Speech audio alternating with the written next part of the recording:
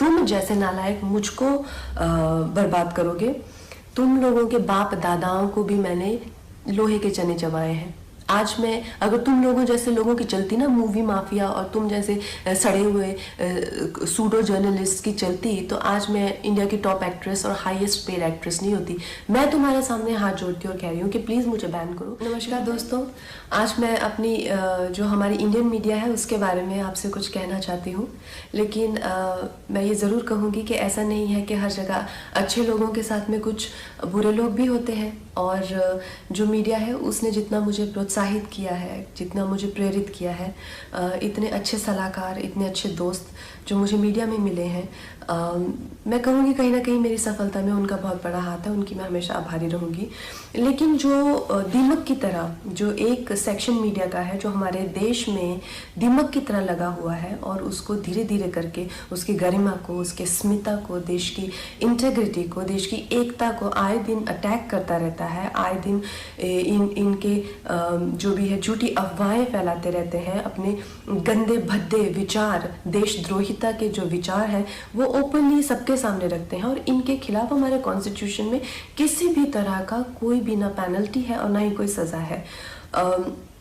आप तो इस चीज़ से मुझे बहुत ही ज़्यादा ठेस लगी, और मैंने अपने आप में ही ये डिसाइड कर लिया कि ये जो दो गली मीडिया है, ये जो बिकाऊ मीडिया है, जो खुद को लिबरल कहती है, सेक्युलर कहती है, और कुछ नहीं है, 10वीं फेल भी नहीं है ये लोग सूडो लिबरल हैं, और ये लोग बिल्कुल भी सेक्युलर नहीं है। अगर ये सेक्युलर होते तो हमेशा धार्मिक चीज़ों को लेके देश की एकता पर हमेशा प्रहार नहीं करते।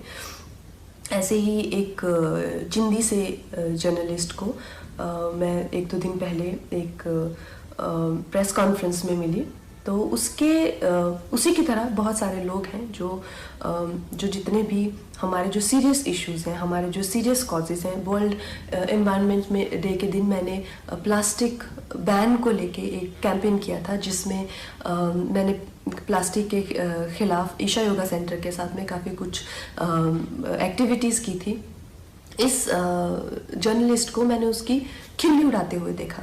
फिर मैंने काउ स्लॉटर के अगेंस्ट, एनिमल क्रूलिटी के अगेंस्ट एक कैंपेन किया, उसका भी ये मजाक उड़ा रहा था। एक शहीद पे मैंने फिल्म बनाई, उसके नाम की खिल्ली उड़ा रहा है। और प्लीज़ आप ये गौरतलब ये है कि इनके पास किसी भी तरह का कोई तर्क वितर्क, समीक्षा या विचार, जो कि एक पत्रकार का हक है, उस तरीके से नहीं गाली गलौज करके, गंदी बातें लिख के, प्रोफेशनल ट्रोल्स जो हैं खुद को मुफ्त का खाना खाने पहुंच जाते हैं ये हर जगह प्रेस कॉन्फ्रेंस पे।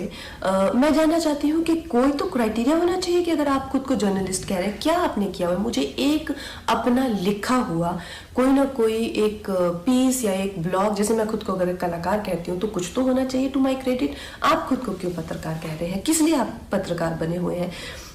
इन 3-4 लोगों ने मिलकर, क्योंकि मैंने उस इंसान के प्रश्नों का उत्तर देने से मना कर दिया, मैंने कहा एक इंटरनेशनल को मैं क्यों एंटरटेन करूं?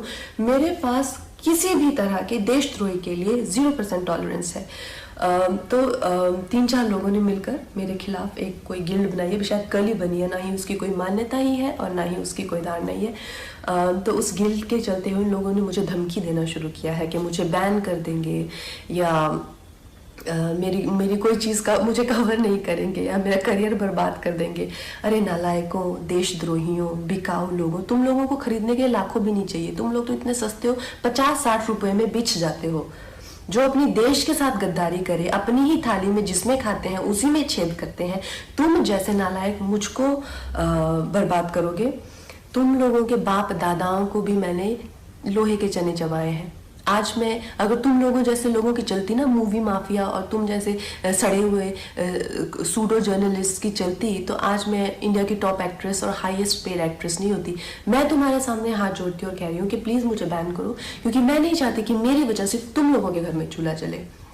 और इससे ज़्यादा बड़ा एहसान आप मुझ पे नहीं कर सकते कि आप मुझे बैन कीजिए। और जो भी मेरे भाई बहन इस देश के जो युवक युवतियाँ हैं जिन्होंने इन लोगों का बहिष्कार किया है, और जब मणिकर्णिका फिल्म भी आई थी और मूवी माफिया उसके अगेंस्ट पूरी गैंगअप हो गई थी, तो इन बच्चों ने इतने अच्छे तरह से हर दिन we stand with Manikarnika trend किया, उस फिल्म को बहुत सफल बनाया। फिल्म ने 150 करोड़ से ज़्यादा का बिजनेस किया, और इस चीज़ से मुझे इतना गर्व है अपने देशवासियों पर। आप लोगों के लिए जो हो पाएगा उससे भी ज़्यादा करके दिखाएंगे। बहुत बहुत धन्यवाद।